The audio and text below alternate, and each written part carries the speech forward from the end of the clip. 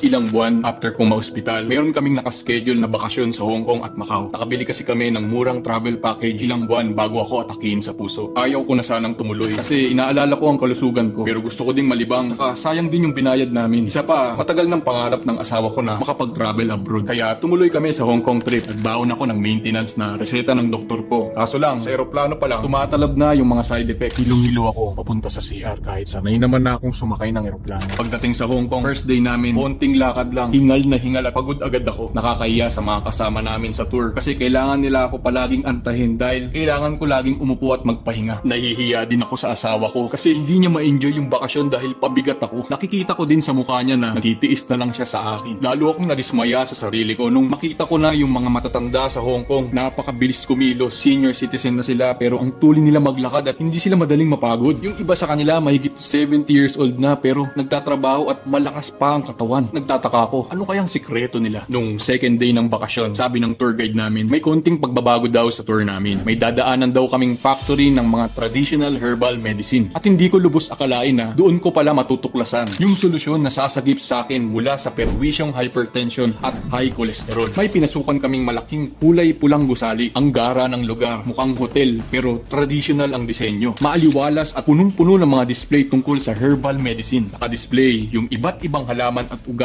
na ginagamit nila pang gamot. Yung ilang halaman doon ay mahigit 1,000 to 3,000 years na nilang gamit na lunas para sa mga seryosong sakit tulad ng hypertension, diabetes at cancer. Umupo kami sa isang kwarto at may pumuntang doktor sa harapan, si Dr. Wong. Isa siyang master Tibetan doctor. Mahigit 20 years na siyang nagpa-practice ng Qigong. Qigong ay isang ancient healing practice sa Hong Kong, Tibet at buong South Asia. Mahusay mag-English si Dr. Wong at ang unang tanong niya ay, "What country are you from?" Sabay-sabay kami sumigaw, "Philippines!" Sabi ng doktor. "Oh, I know you guys love lechon, adobo and prito." Tawanan kami lahat. Pero nasyak ako sa sumunod na sinabi niya. Alam pala niya na ang top killer disease sa Pilipinas ay puros cardiovascular disease tulad ng heart attack, stroke at aneurysm. At inexplain niya na akala ng marami ang pagkain ng maalat at mamantika ang pangunahing dahilan bakit maraming tao pati na tayong mga Pilipino ang may high blood pressure at high cholesterol. Medyo napaisip din ako kasi sa Hong Kong, yung mga pagkain nila maaalat, mamantika at masebo din naman. Pero bakit ang lakas nila at ang haba ng buhay nila?